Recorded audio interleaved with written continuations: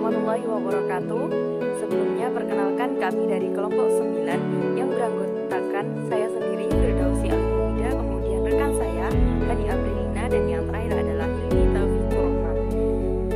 Pada mata kuliah Sosiologi dan Antropologi Pendidikan yang diampu oleh Bapak Dimas Bagus Megawan ini, kami kelompok 9 kali ini akan membawakan atau mempresentasikan makalah kami yang berjudul Peranan Guru di Sekolah dan Masyarakat.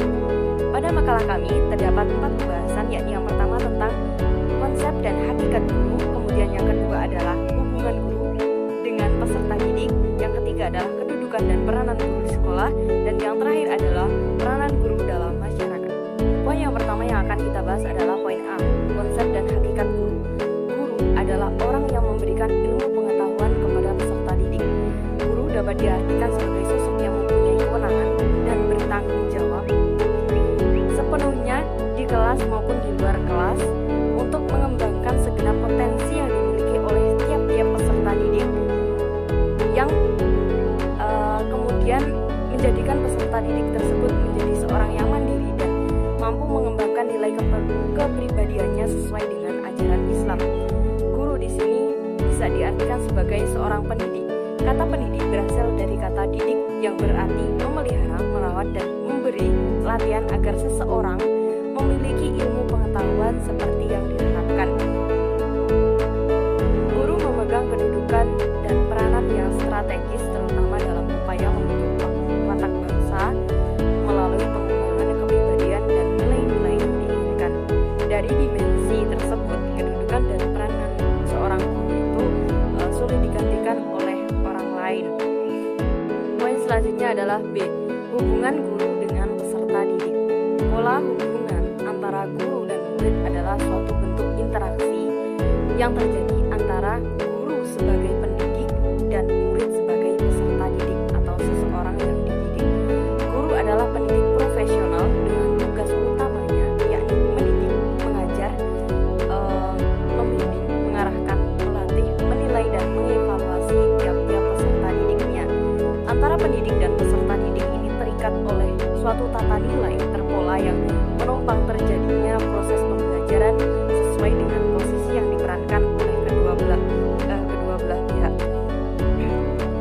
Di antara etika atau kode etik tersebut adalah yang pertama, seorang guru ini harus berniat atau memiliki niat mendidik dan menyebarkan ilmu pengetahuan, kemudian menghindari ketidakikhlasan dan mengejar keduniawian. Selanjutnya, hendaknya seorang guru ini selalu melakukan introspeksi diri. Selanjutnya, seorang guru hendaknya menggunakan metode yang mudah dipahami oleh peserta didiknya. Selanjutnya, membangkitkan semangat dari peserta didik ini dengan memotivasinya, begitu peserta didik yang satu dengan yang lainnya. Jadi peranan pendidik atau seorang guru ini dalam mengajar atau mendidik peserta didiknya harus selalu berusaha untuk meningkatkan semangat peserta didik, mungkin dengan memotivasinya atau memberikan suatu teknik pembelajaran yang baru begitu. Selanjutnya, memberikan latihan-latihan yang bersifat membantu ya, bukan membebani. Terkadang kan banyak sekali guru yang dalam artian itu memberikan tugas secara banyak. Dari situ kan nanti peserta didik tidak hanya belajar satu materi pelajaran saja, sehingga tugas yang dikerjakan juga tidak hanya satu, tapi banyak.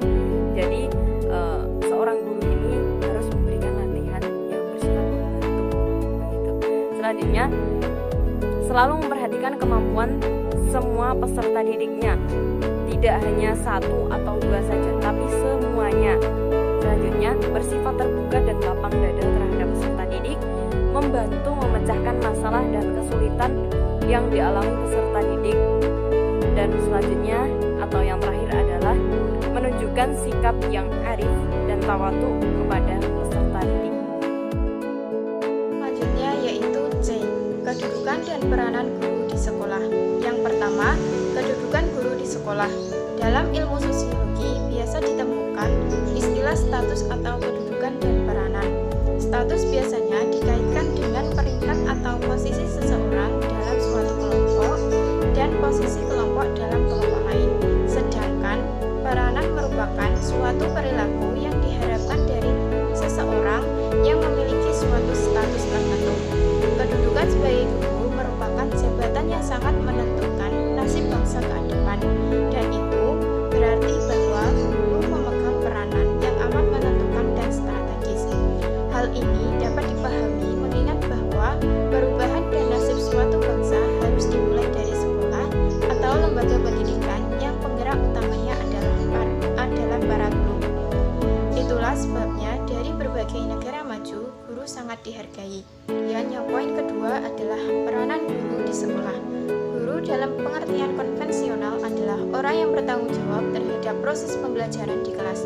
Peranan guru dalam proses pembelajaran meliputi banyak hal, yaitu mengajar, melatih, pemimpin kelas, dan berbagai peran lainnya. Sejatinya guru adalah sebagai penjamin mutu pendidikan yang paling terdepan. Peranan guru dalam hubungannya dengan peserta didik yaitu yang pertama, harus memahami perbedaan individual peserta didiknya. Yang kedua, melakukan identifikasi atau kekuatan dan kekurangan atau kelemahan peserta didiknya. Yang ketiga, mengelompokkan peserta didik dalam kelas sesuai dengan tingkat permasalahan yang perlu diatasi. Yang keempat, bekerja sama dengan orang tua dan profesi lain untuk mendapatkan hasil pembelajaran yang optimal. Yang kelima, menyiapkan materi, strategi, dan media pembelajaran yang dibutuhkan oleh peserta didik. Yang keenam, guru mengadakan model pengayaan untuk anak yang memiliki kecepatan dan menyiapkan layanan remedial bagi anak yang memiliki kecepatan belajar yang rendah. Yang ketujuh, dalam mengadakan evaluasi, guru sebaiknya tidak cukup hanya mengukur aspek akademik, namun aspek-aspek non-akademik perlu dipertimbangkan. Yang kedelapan, mengadakan umpan balik atas keberhasilan yang dicapai dan melaporkan kepada kepala sekolah dan orang tua murid. Kemudian, peranan guru terhadap guru lain. Jabatan sebagai guru, khususnya di negara kita, telah bernaung dan diwadahi oleh beberapa organisasi profesi guru seperti PGRI atau Persatuan Guru Republik Indonesia, PGTK atau Persatuan Guru Taman Kanak-kanak, dan lain sebagainya. Ini menunjukkan bahwa guru berperan dalam komunitasnya sendiri. Lewat organisasi-organisasi ini, para guru bisa berkomunikasi dan memperjuangkan kepentingan bersama dengan semangat kebersamaan yang tinggi, sehingga apa yang menjadi keinginan para guru relatif lebih mudah dicapai. Yaitu peranan guru dalam masyarakat. Dalam kehidupan sehari-hari, guru tidak hanya berkegiatan mengajar murid di sekolah saja, namun guru juga harus menyumbangkan pikiran kritisnya pada kegiatan di lingkungan masyarakat. Banyak guru yang aktif melakukan kegiatan di lingkungan masyarakat, tetapi ada juga guru yang kurang aktif. Keaktifan guru tersebut dapat dilihat di beberapa lingkungan keluarga, kelurahan. Terdapat beberapa guru yang menjadi ketua dari rukun tetangga atau RT, pengurus maupun anggota organisasi di masyarakat, maupun kepengurusan Persatuan Guru Republik Indonesia atau PGRI cabang kabupaten. Peran guru dalam masyarakat adalah guru sebagai penegak dalam masyarakat, guru sebagai penggerak kegiatan dalam masyarakat, dan juga guru sebagai peran pereda konflik. Peran guru diperlukan untuk menyambung tali silaturahmi di antara warga karena guru dinilai orang yang mempunyai pekerjaan yang terhormat. Dalam perspektif perubahan sosial, guru yang baik tidak saja harus mampu melaksanakan tugas profesionalnya di dalam kelas, namun harus pula beberapa melaksanakan tugas-tugas pembelajaran di luar kelas atau di dalam masyarakat. masyarakat, guru adalah sebagai pemimpin yang menjadi panutan atau teladan serta contoh bagi masyarakat sekitar. Mereka adalah pemegang norma-norma dan nilai-nilai yang harus dijaga dan dilaksanakan.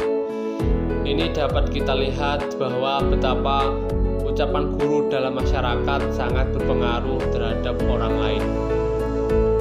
Di sini tampak jelas bahwa guru memang sebagai pemeran aktif dalam kehidupan aktivitas masyarakat secara holistik.